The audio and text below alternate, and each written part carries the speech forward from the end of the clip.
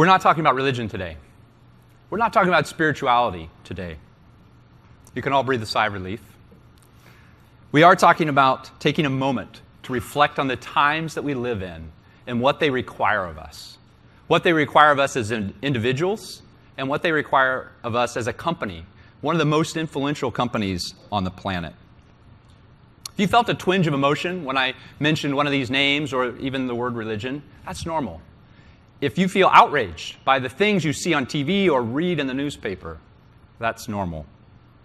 If you have passionate feelings about the election that's coming up in a month, that's normal. In fact, if you don't have some of those passionate feelings, I'd say that's not normal.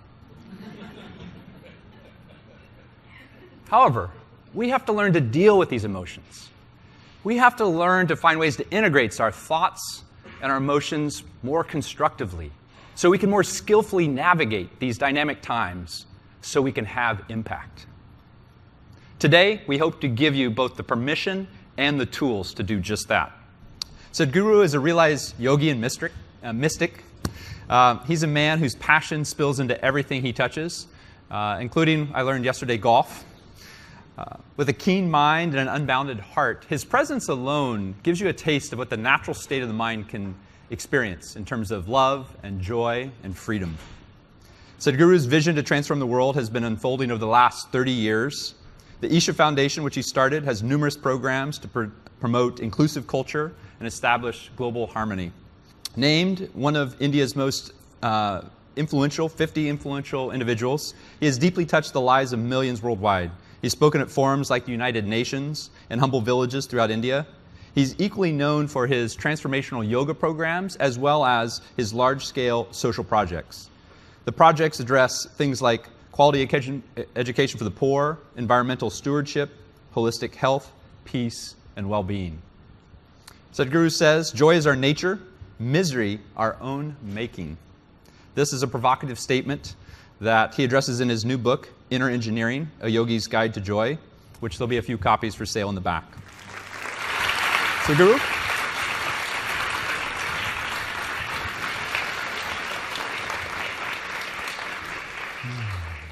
You don't mind if I cross my legs? No, please. My brains don't work if I don't cross my legs. Your brain doesn't work if it doesn't Yeah. work? Yeah, all right. Well.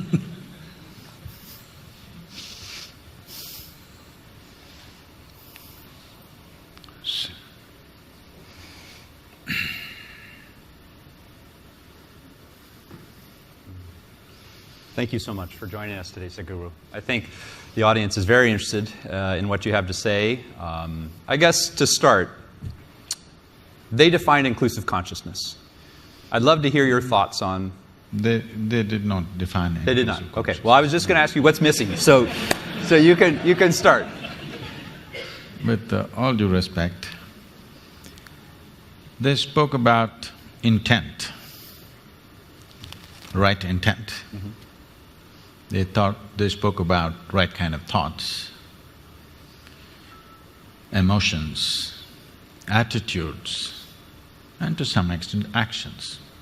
There is no consciousness in this. If we are understanding that the way we think, feel and act is our consciousness, no. It is like we are mistaking a plant, we are mistaking the flower for the soil. We are mistaking expressions for the source. This is something that's happening everywhere, not just here. People think by changing attitudes, their consciousness will change. No. By changing attitudes, certain actions will change. Yes, positive, beneficial, but it is not truly transformative. Change will happen, transformation will not happen. If I have to define a distinction between change and transformation, change means the residue of the past will still remain. A transformation means nothing of the past will remain, which is what is needed today if you want to create a new world, if you want a new generation to have a fresh life. It's been expressed in so many ways. Being in this part of the world, what they're familiar with generally, Someone said, leave the dead to the dead. It's very significant. This is not coming out of recklessness. This is not coming out of unconcern, but this is coming with the concern that you must be a fresh life. You can learn many things from the past about how to conduct yourself, but there is nothing to learn from the past about how to be. Because you are a complete life by yourself. You don't have to learn how to be a life from the past. Maybe you have to learn how to be a good engineer. Maybe you have to learn how to be something else in the society from the past, but you don't have to learn how to be a life from the past, because past has nothing to do with this. This is a fresh life and this is a complete life. Consciousness is that dimension which is the very source of who we are. Our intentions, our actions, our thoughts and our attitudes are a consequence of that. Or in other words, we are trying to fix the consequence without fixing the source. Now all these distinctions of variety of things that they said, gender discriminations, racial discriminations, every kind, okay? Somebody is a Hindu, somebody is a Muslim, somebody is a Googler. It becomes a religion after some time, believe me. Second generation, they will become a religion by themselves. Yes. I'm saying, you see a football match going on, it's like a religion, two different clubs. They're willing to fight and kill each other. Just a game. So, where does this come from? See, the nature of being human is this. If you give me 2 minutes. See, there are 4 dimensions of our mind. In modern societies, the nature of our education has constipated our mind in such a way because we are just largely using just one dimension, which we call as the intellect. The other dimensions of mind, if I have to use Indian terminology, it means buddhi, ahankara, manas and chitta. What buddhi means is the intellect. You do what you want. The nature of the intellect is to slice things open and see. If you leave the world in the hands of your intellect will chop it into a million pieces and will want to chop it into further micro pieces and want to chop it into further micro pieces depending upon how sharp your intellect is. The sharper your intellect, the more you dissect the world. You cannot stop it because that is the nature of the intellect and it's good. So you must apply intellect only to know the material aspects of life. You can't know life this way. Jay, if I want to know you, can I dissect you? No.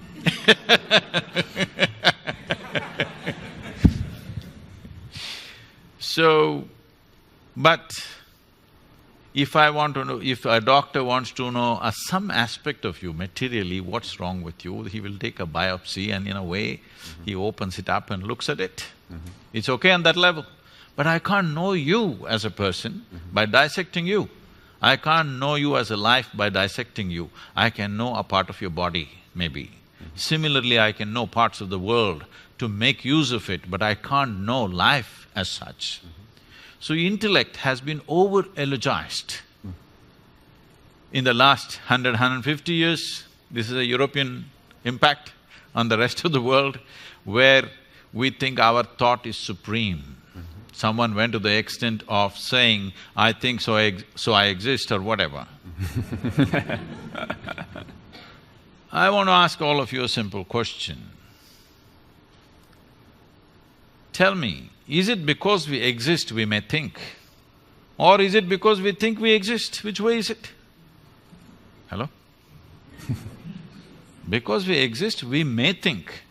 Because people are in such a state of mental diarrhea all the time, non-stop it's going on, they think it's more of an existence than existence. But my head is all the time empty unless I want to think about something. So I know thought is not necessary, I can just live here without the thought. When I want, I will think, otherwise I'll keep quiet. Just like my hand, if I want, I use it, otherwise I keep it here. Similarly, you must be able to do this with your mind. Just because you lost control over your mind and you think it's everything because it's entering into every aspect of your life where it has no business. Thought has been over-eulogized by people. And the very nature of the thought is such that if you think, it must be logical. It cannot be any other way. Well, what somebody is thinking may look illogical to you, but they have found their own logic. The most extreme person that you have met, within himself or herself, they have their own logic, isn't it so? They are not speaking illogically as far as they are concerned. They have found their own kind of logic. Logic means it needs two. Logic means it needs division. Now, with logically you're trying to arrive at inclusive consciousness, it's not going to happen. Because you're using a knife to stitch, this is not going to work. If you use a knife to cut, it's efficient. You use a knife to stitch things together, you'll only tear it up further. So my thought and your thought, I'm telling you, whatever great meetings you have, conference, I've been to every kind of peace conference on the planet. What happens there? It's just short of war. After some time it heats up, on the second day anyway it's over, they all get drunk in the evening and they go home. If you make them stay there for a week, I'm telling you, right there'll be a battle. Yes, it is true. I'm not saying this with any disdain. I made a sincere effort to participate in all these conferences at one time, believing they are going to lead to peace. But 8 years ago, I decided I'll never again go to these events because people are professional conference attendees. They're making a living out of it. It's not about peace. So, the next dimension of intelligence is called as ahankara. Ahankara means identity. This is important, that in modern societies, we have not cultured our children to culture their identity. When I say identity, the fundamental identity for you is always your body. This racial thing that concerns him and concerns all of us. I'm darker than him, you know. I face it all the time, joyfully, but I face it everywhere I go. I have extra features which make me further discriminated.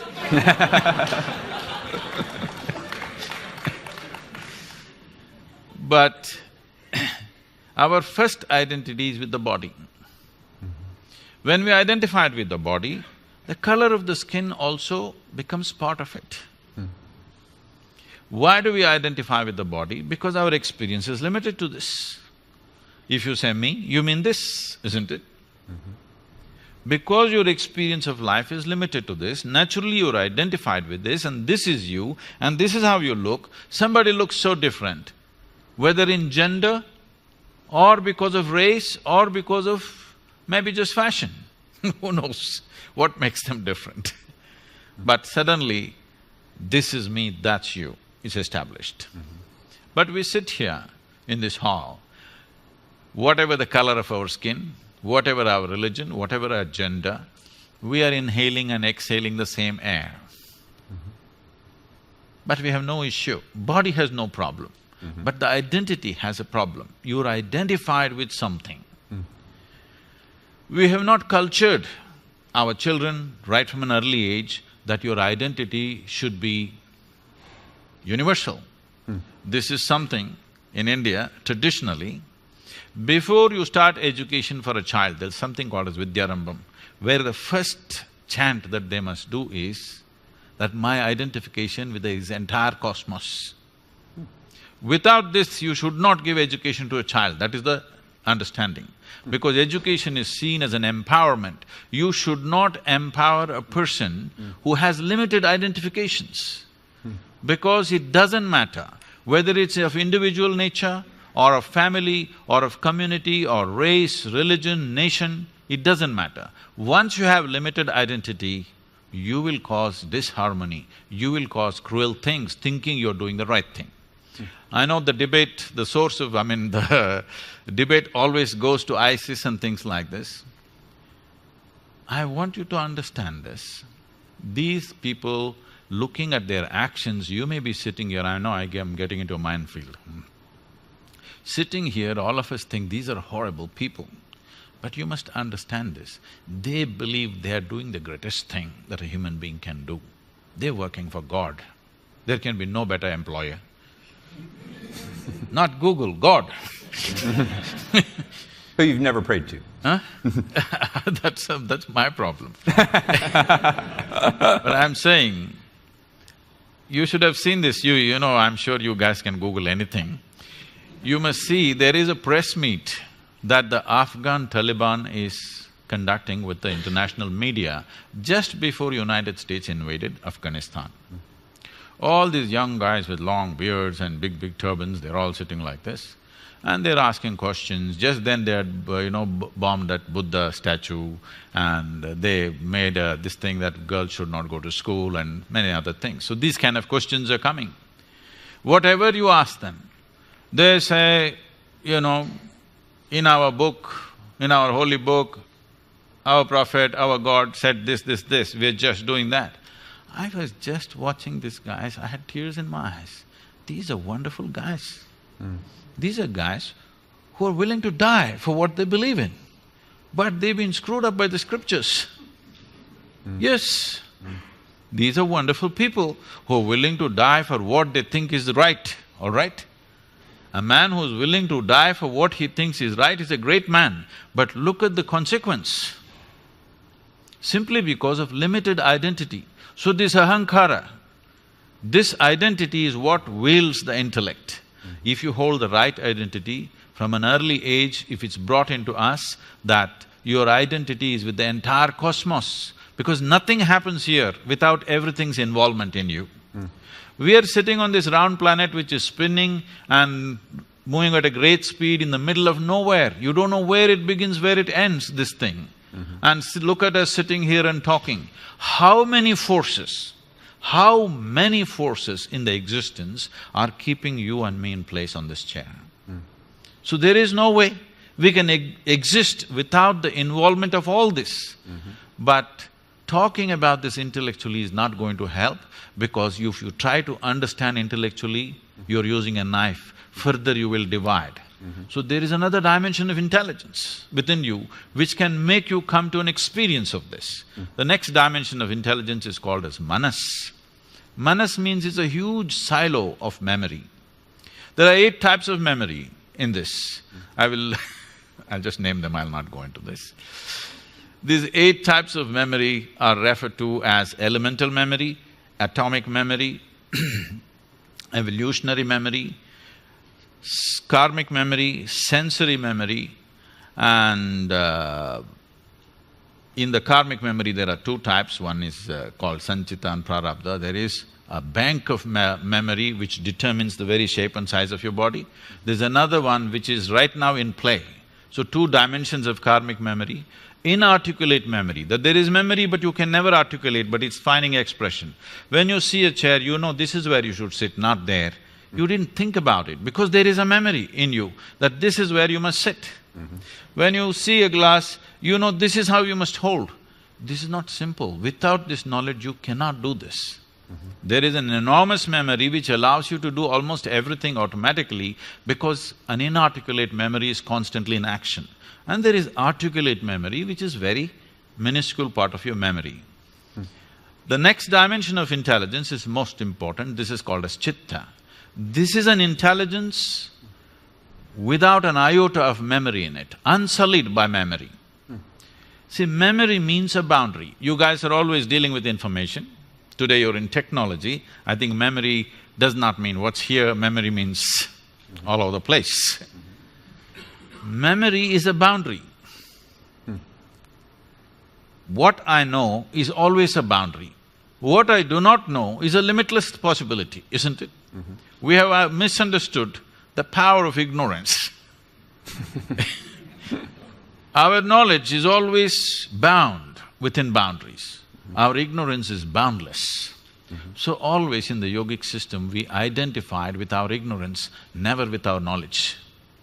This is something we must do in a technology company, because that's where the possibility is. That is where the new terrain is, in your ignorance, not in your knowledge. So, chitta is unsullied by memory, it's just pure intelligence. Right now, if you eat an apple, it turns into a human being. You cannot do it with your brains. Even your brains were created by what you eat, isn't it? There is an intelligence here which is capable of transforming anything to this, because it is making use of the memory in the manas and making this happen. But the most important dimension of your intelligence is chitta. In today's education systems, in today's social conditions, there is no effort to dip into deeper dimensions of our intelligence. We're just too enamored with our own intellect and now using this knife to stitch everything. Well, you should know that even at Google, when we interview people, we have something called GCA that we look for, which is general cognitive ability. I suppose that would fall into that intellect dimension. Most of us weren't raised where we were told from an early age to identify with the cosmos. So is there any hope for us, or are we lost? See, identifying with the cosmos is just another thought. As a thought, it doesn't do much, it makes people little airy-brained and they'll start acting funny. You become new agey, you know, I love the cosmos. It's very easy to love the cosmos because it's not here with you. You got to love somebody next to you, there's lots of problems. See, this wanting to set up boundaries, the instinct of wanting to set up boundaries is so deep. You see a dog peeing all over the place, not because he has some urinary problem. He's building a kingdom, you know? It's a pea kingdom, but it's a kingdom, all right? He's building a kingdom. Every human being also doing the same thing, because there are two dimensions of your intelligence. One is designed to create self-preservation. One aspect of your intelligence is designed for self-preservation, which is your intellect. The chitta, that dimension of the intelligence is designed to make you expand. Once you have come as a human being, this is your issue fundamentally. Whoever you are, whatever you are right now in your life, you want to be something more.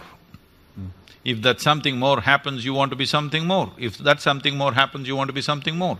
I'm sure you guys want to set up Google Maps for Mars. Yes, if that happens for the entire universe, if it's possible. Because this is the nature of being human. There is one dimension which always wants to expand, another dimension which always wants to build walls. You build a wall, you feel safe.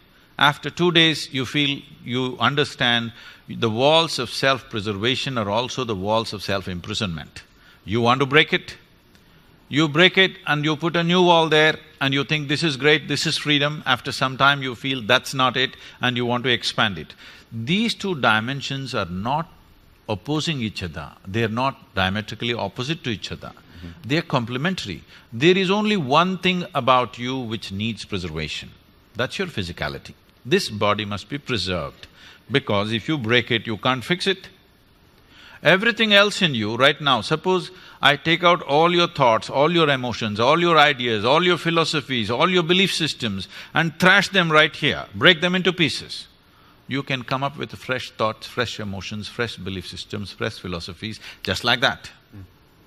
So all those must be every day put into the… what do you call them? The shredder. You must have a pulverizer, because shredder means they'll go again, pick it up and fix it. You must have a pulverizer for yourself before you go to bed. Today's ideas, today's thoughts, today's belief systems, today's experiences, you must leave the dead to the dead. Let me challenge that, because I thought something that Pavni said was very interesting. And she said almost the wound becomes the healer, or sometimes you hear the wounded become the healer. So you can take some of that. Can't you not transform some of those things that have been difficult and use that energy, use your intellect to do something for good? See, the experience of life can cause two things. All this is nice when small things happen. When really major things happen to you, the wounds are so big for people, they don't heal in a lifetime, many of them, okay? So, the choice is just this, the experience of life, whatever happens to us, you can either make it into a wound or into wisdom. You can either become wise or you can become wounded. If you become wise, you will become a solution. If you become wounded, you will also become one more problem. It's a choice we have.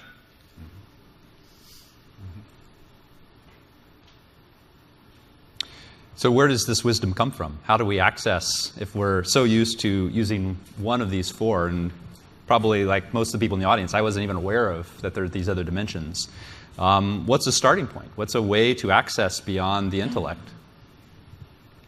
See, it's like this. Right now there is water in this glass.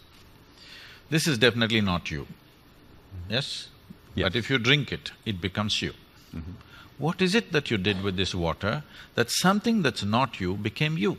When you say inclusiveness, this is all you're talking about. Something that is not you, you want to make it a part of you in some way, isn't it? So this is right now not you, but if you drink it, it becomes you.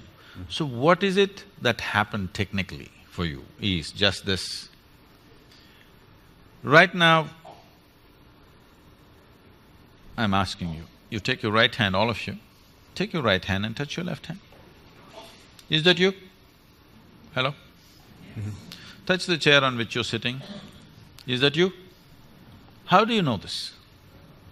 What is the basis of this? How do you know this is me and this is not me?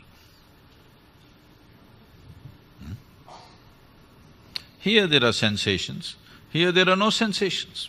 Or in other words, what you are saying is, whatever is in the boundaries of my sensation is me, whatever is outside the boundaries of my sensation is not me, isn't it? Right now this is not me, if I drink it and include it into the boundaries of my sensation, this becomes me, isn't it?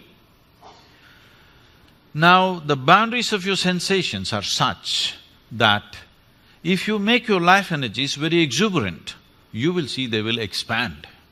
If it happened to you, suppose, it should have happened to many of you, there was a moment in your life when you felt so joyful, tears came to you. Did it happen to you?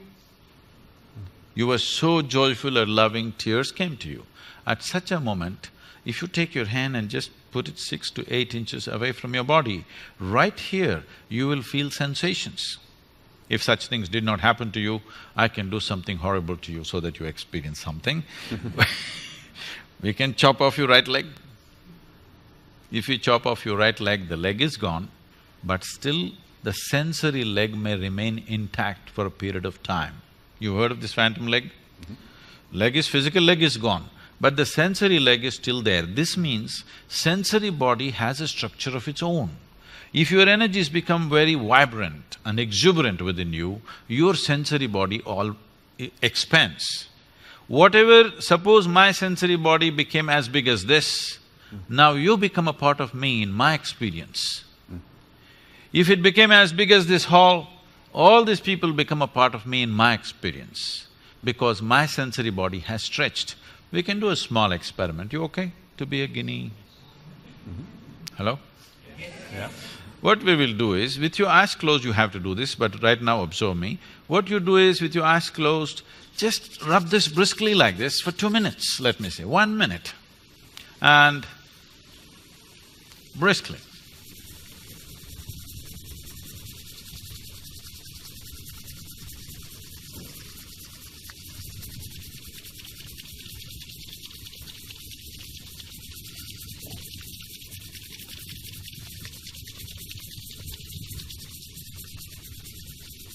Okay, keep your eyes closed and just hold your palms 3 to 4 inches away from each other with your eyes closed.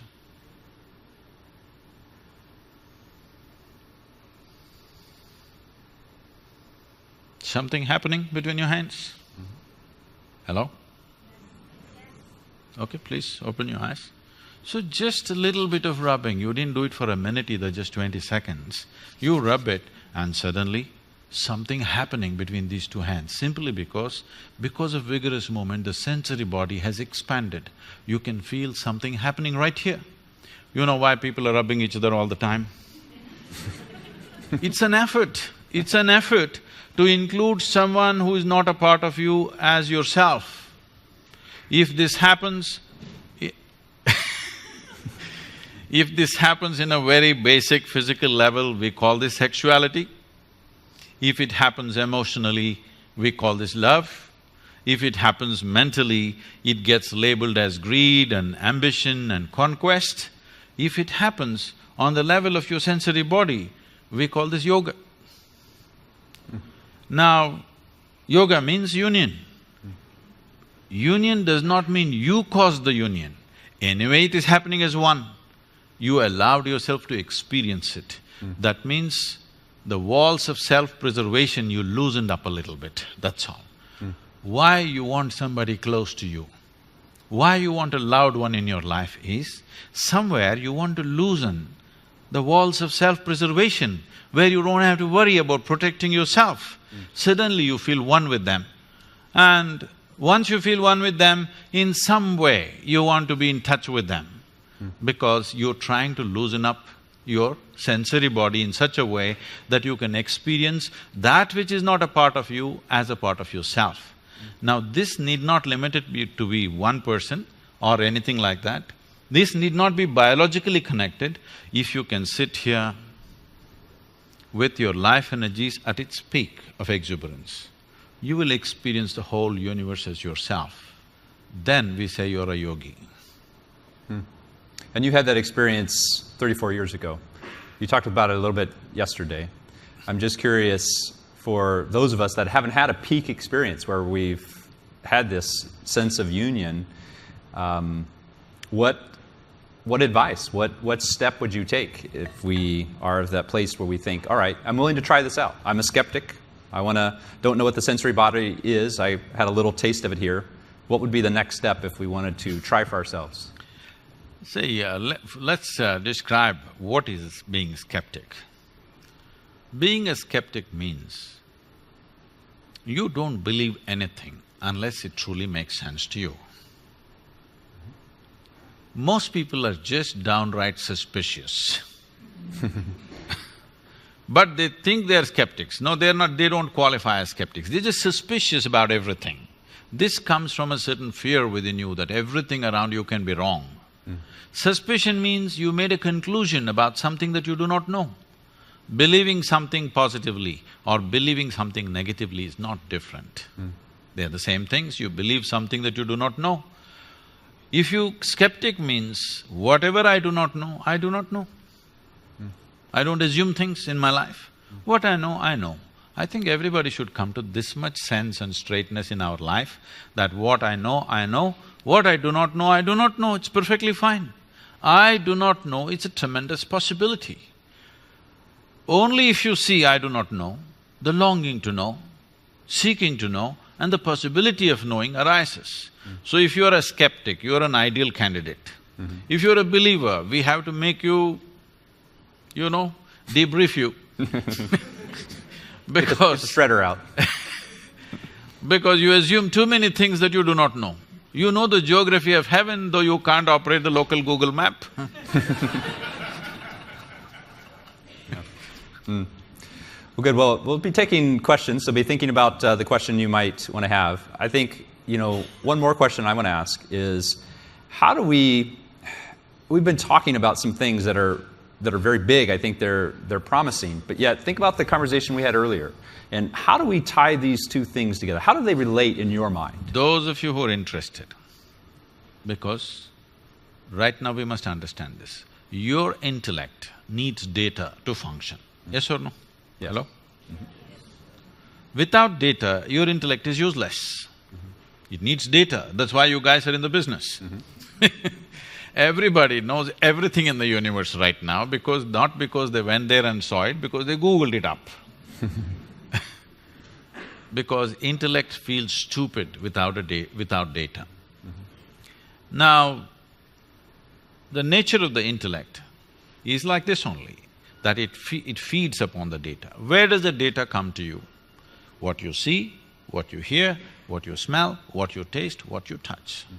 In the very nature of things, these five sense organs, which are the main agents of gathering information for you, are all outward bound. You can see what's around you. You can't roll your eyeballs inward and scan yourself. You can hear this, so much activity here, you cannot hear this. If an ant crawls upon your hand, you can feel it. So much blood flowing, you cannot feel it. Because in the very nature of things, your sense organs are outward bound. You cannot use these to turn inward. There's another dimension of perception which needs to be activated. Why is it not active in me? Because the sense organs are instruments of survival. They come on when you're born, whatever kind you are. Anyway it comes on for a dog, pig, cat, elephant, for everybody. Similarly, it comes on for us. Whatever is needed for survival for any biological creature, it turns on at the time of birth because it's needed, otherwise you wouldn't survive. But anything beyond survival process, without striving, it would not have entered your life, isn't it? Anything that you know, from an alphabet to whatever else you know, I'm sorry, I'm not talking about your brand, I'm talking about the real alphabet. Anything that you know, from reading to writing to using a computer or singing a song or whatever, you know these things with certain striving. I want you to remember when you're 3, 4 years of age, that damn A, how complicated it was. As if it was not enough, there were 2 versions of it which freaked the hell out of you. Today you can write with your eyes closed. But still, there are adults in the world who did not strive in that direction. Even today you ask them to write, they will struggle, yes or no? Without striving, anything beyond survival would not enter your life and will not enter your life. So turning inward is not a survival process. So there are 2 fundamental dimensions within you: instinct of self-preservation, longing to expand limitlessly. Both are true for a human being. This is essentially a human problem on the planet. No other creature wants to expand limitlessly. They're only thinking of survival. Their stomach full, life settled.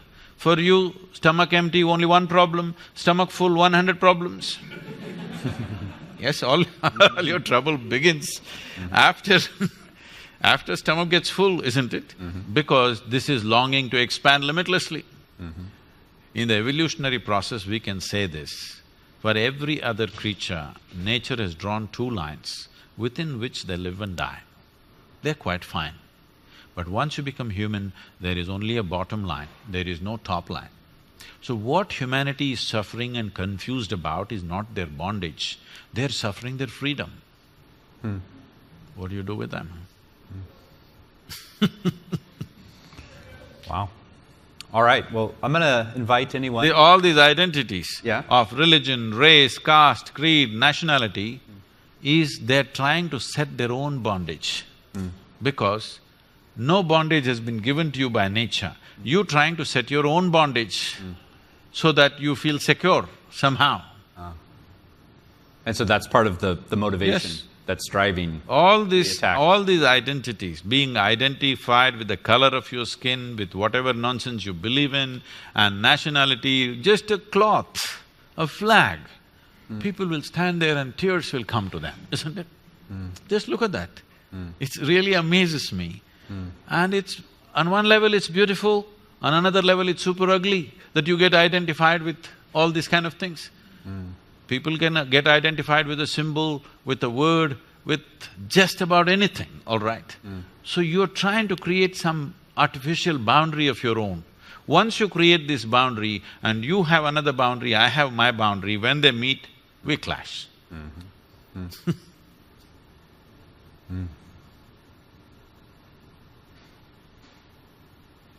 So if you have a question, please go ahead and come to the mic. And again, we're trying to think about this topic of inclusive consciousness. You've heard a lot of things shared from our VPs and also from this conversation, so let's hear what's on your mind based on all this. Over here. Okay. Hello. So I'm involved in organizing a peace conference in India, and it's a very grassroots-led effort, so no politicians. thank God. And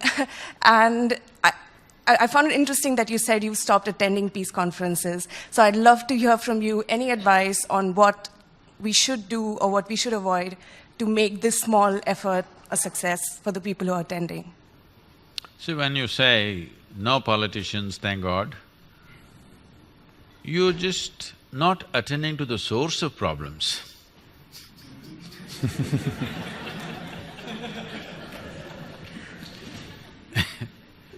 Politicians are not another breed of people. A democratic society means tomorrow you may become the president of this nation. That's what it means. Yes? If you're willing to stick your neck out, you may become the president of this country or a prime minister of another country. So politician did not drop from the sky, he is not some other creature. He's just like you and me, he stuck his neck out, which you and me are not willing to do. Let's admit this, it's not an easy thing. It's easy to sit down and comment, but it's not an easy thing to try to run a nation. It's complex, believe me. So, you must have politicians, but you must have an atmosphere where it's not political in nature, where they will also let their hair down and talk like common citizens or human beings, but without them, what are you going to change? So peace conferences, if it's just an entertainment, you can gather your friends and have a peace conference. But if you want peace on the planet, the most important politicians, the most powerful politicians in this world must be there. Only then there is a possibility of peace, isn't it? Otherwise, it's just entertainment. I'll tell you, I was in a very important peace conference. There were 42 Nobel laureates. Each one of them pulling out 10, 20, one of them 44, 45 pages of printed sheets without even looking up at anybody, just went on reading their speeches from morning to evening. And slowly the hall was becoming peaceful.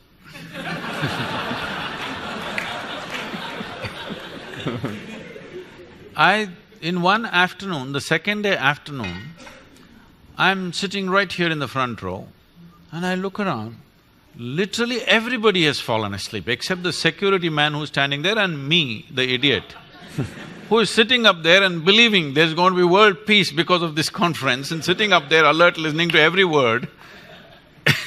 Then I looked around, everybody's become very peaceful. They've been having late night parties and they're all very peaceful. Then when my turn to speak came, I said, see, I've heard so much peace since yesterday. I want to ask you, can all of you or any of you put your hand on your heart and say, you are genuinely peaceful in your life? They were straight enough. They said, no, we are not peaceful. I said, if you cannot make your mind peaceful, how the hell are you going to make the world peaceful?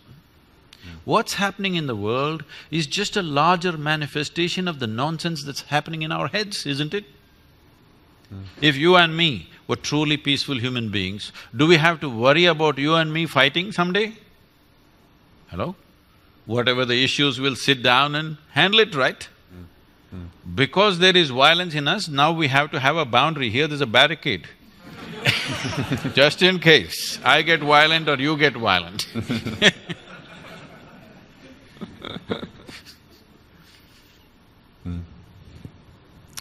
How about from this side? Oh, over there.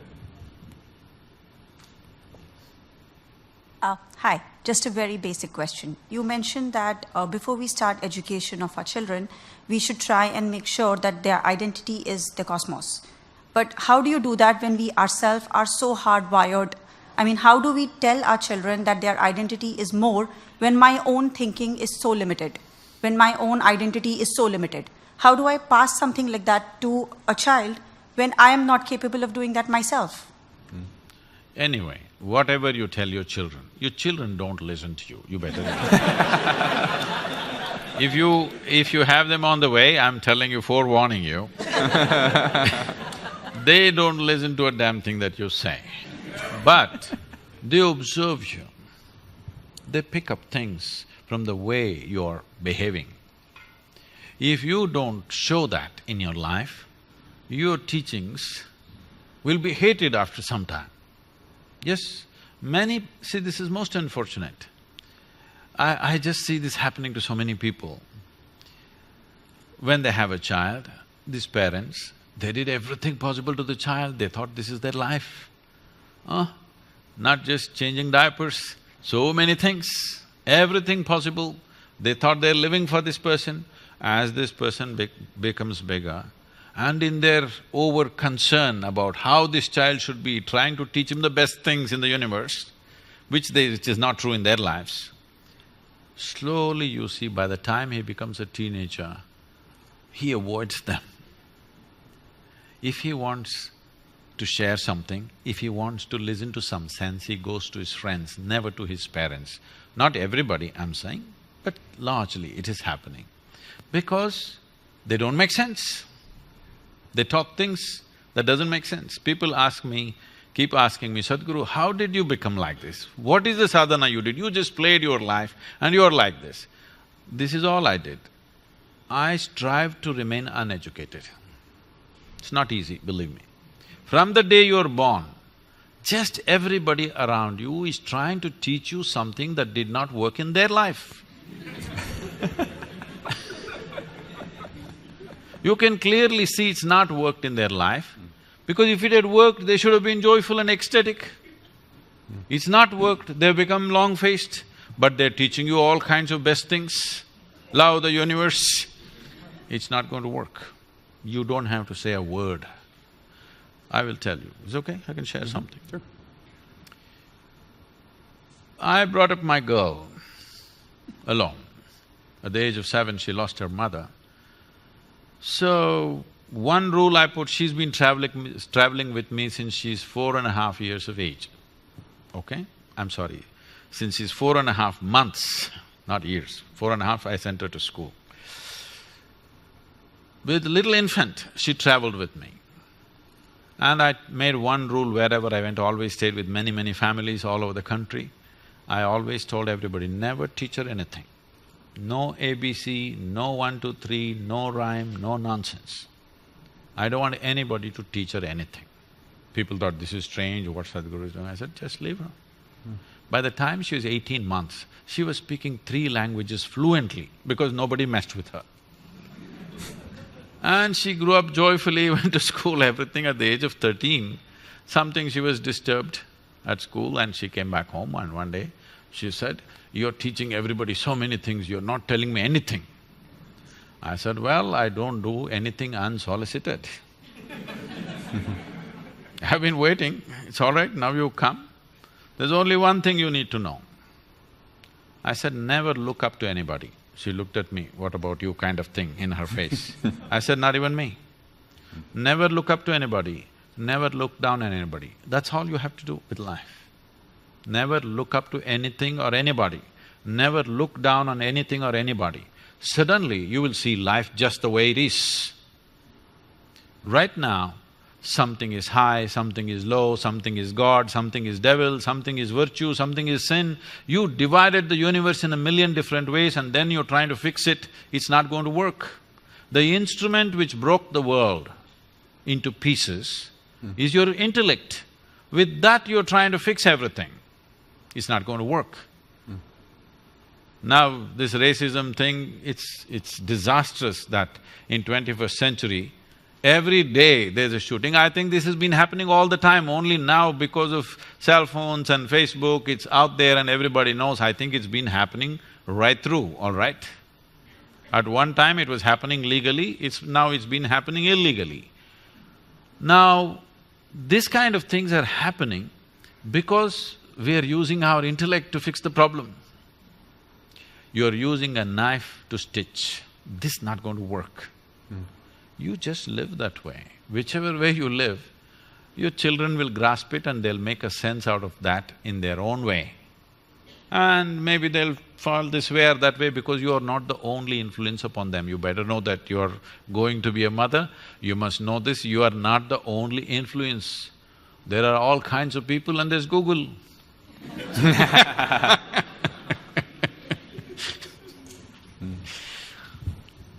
Sadhguru, you talked about identity and inclusive consciousness.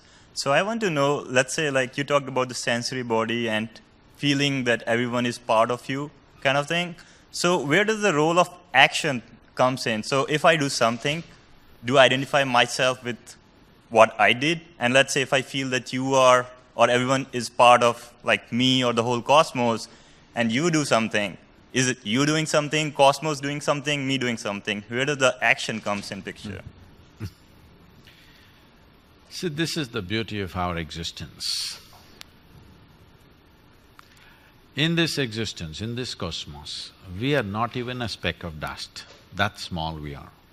But still, creation has given us an individuality, an individual nature, that we can experience these things.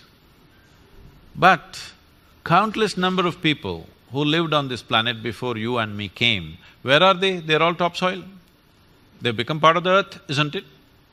So, if you get it from me today, you can transform your life, that really everything is a part of you and you are a part of everything, not as a thought, but experientially. If you can experience everything around you as you experience the 5, 10 fingers of your hands, then you will see life becomes tremendously beautiful. Otherwise, anyway, one day you'll get it from the maggots, but it'll be a bit too late lesson, but everybody will get it one day, isn't it? Hello? When people bury us, we're going to get the point that we are part of the earth. Right now, if we get it, we can live sensibly.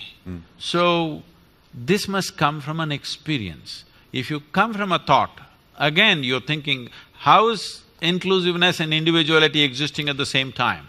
That is the beauty of this existence. It is the filth which has become the flower, isn't it? Yes or no? It is the filth which has become the flower.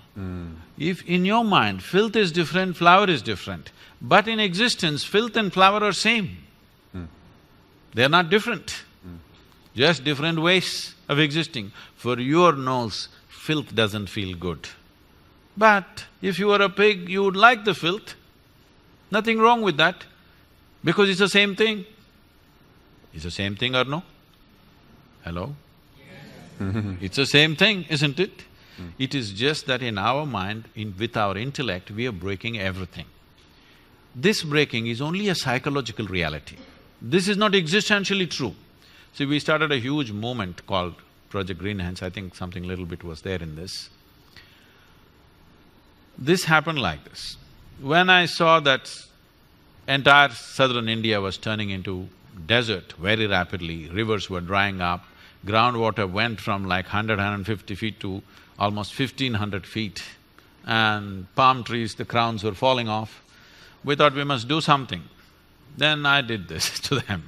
One day I called, I went to a small village and called for people. About 5,000 people turned up. So I made them, it's around 11 o'clock in the morning. The weather is not like this in southern India. It's hot summer sun. I made them sit there. Close by, there were about 5 rain trees, 3 of them really large ones. You've seen rain trees? Some of them can be as large as an acre, its shade. So 3 of them are really large ones, 2 of them were medium-sized ones. Very attractive, I would love to be under those trees, but I made them sit here in hot sun. And I went on talking, stretching the talk, telling them stories, telling them jokes. They were all very enthusiastic in the beginning, slowly. If you're walking around, you won't feel the sun. If you just sit under the sun, it just really gets you. About 1.25, 1.5 hours, they were really going away, they were thinking, what's wrong with this Sadhguru? He's just frying us in the sun. Then I said, come, and I took them under the tree. Everybody. Suddenly you know what is a tree. Otherwise you were thinking how to make furniture out of this. Now suddenly you know what's a tree. I made them sit down there and breathe. It's a certain spiritual process that I set up a process for them where I told them, what you exhale, trees are inhaling. What they exhale, you are inhaling. Once they experienced it, now you can't stop them from planting trees. They planted over 28 million trees. and you can't stop them. They change the entire culture. But when, this happened to me about 9–10 years ago, I went back to Mysore city, which I had not gone and done any work there, I'd never spoken there, I avoided this because my family lives there. I wanted to be anonymous in that town, not recognized. But because of Google and stuff, I got recognized everywhere. So when I went there, they insisted I must do something, I called for a program. All kinds of people turned up. My kindergarten school friends, teachers, my college teachers, school teachers, everybody. When I spoke and all this happened, then my English teacher came up to me from school and she said, "Now I understand why you wouldn't let me teach Robert Frost." I said, "Ma'am, why would I not let you teach Frost? I like Frost." I have some poetry in his own voice. I said, "I like Frost, why would I not let you teach? Don't you remember you didn't let me teach Frost?" Then I remembered, one day she came up and we were always studying English poems and English literature. Suddenly she introduced this American poet and said, "This Robert Frost is a great guy," and she started off the poem. "Woods are lovely, dark and deep." I said, "Stop." I said, "A man who calls a tree a wood, I'm not going to have anything to do with this guy." She said, "No, no, Robert Frost is a great… I don't care who the hell he is. He calls tree a wood. I'm not going to listen to that guy." I didn't let her teach. We chose Longfellow instead of Frost because I didn't let her teach Frost that year. So, I'm saying if you call a tree a wood, it's a commodity. This water, this earth that you walk upon, the people that you see, these are not commodities, this is life, isn't it? The air that you breathe, the water that you drink, the soil that you walk upon, the trees that you sit under, everything else in this world is life and life-making material for you. If you forget this, you will treat it as commodity. If you experience this, that this is actually what is making your life, then you will see the most fantastic thing about this universe is everything is one, but everything is separate at the same time. That's what gives us an experience. That's why I can sit here and talk to you, otherwise how to talk to you? Wonderful. Maybe one more question? Hi Sadhguru, thank you for coming. So for me, one way to achieve inclusiveness is to see other people as ourselves. For example, right now I know for sure that you exist within me because your voice happens within my head, your image… No. If voices are happening within your head, it means something else. So your image happens within me because it reflects through my eyes. You mean to say you have nightmares every day? Well, so my point is, I see you within me. That's I know for sure. But I wonder whether you see me within you as well. And if you answer yes or no, then that may be a belief, because how do I know it's true? See, there are two levels of reality here. There is a psychological reality and there's an existential reality. Existential reality is not your making. Psychological reality is entirely your making, but a large part of it is unconsciously made, so you believe it is real. Whatever is true in your psychological reality may have some social relevance, but has no existential relevance. Right now, if I say you're within me, you'll feel good. If I say I love you, you'll feel good. Maybe it's true for me, maybe it's true for you, but it's not floating around anywhere here, okay? It's just my emotion and your emotion. Yes, it is nice that our emotions are sweet, our thoughts are sweet, our actions are sweet, it's wonderful if it is so. But it has only psychological and social relevance. It has no existential relevance.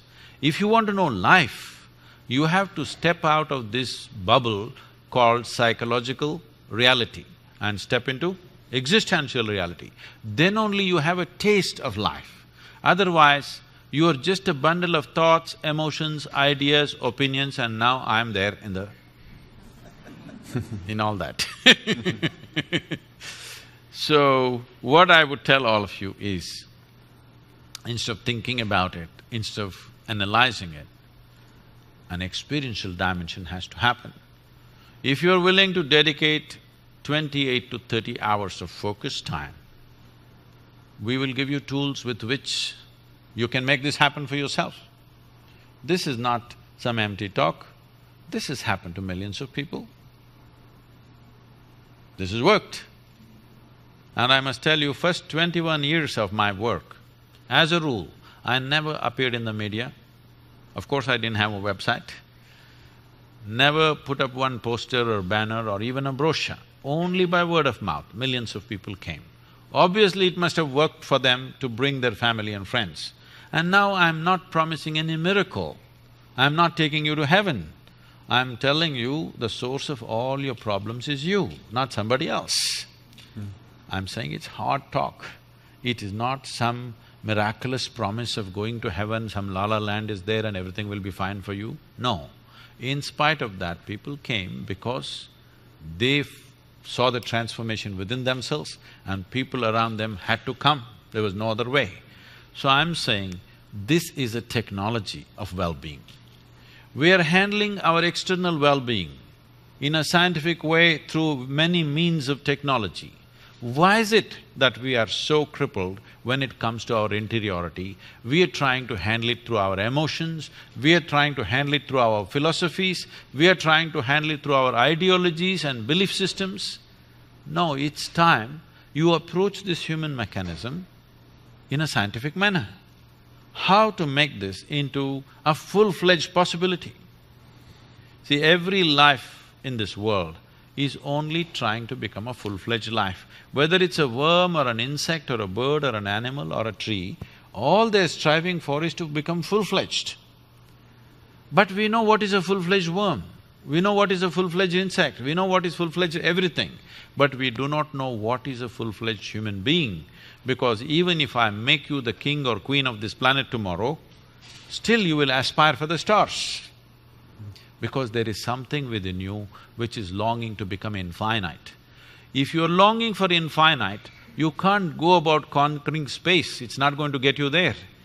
The finiteness to you has come to you only because your identification with your physicality, because the nature of physicality is a defined boundary. Without a defined boundary, there is no physical nature. But is it true that this physical body you slowly accumulated? Is it true? Or were you born like this? You accumulated this? What you accumulate can be yours, it can never ever be you.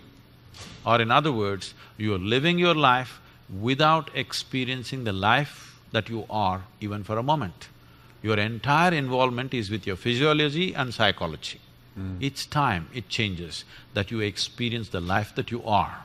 This life that you are doesn't come with boundaries, it's only the body.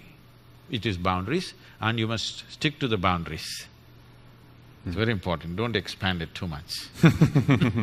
Thank you very much. Thank you so much, Sadhguru. Thank you. Thank you all.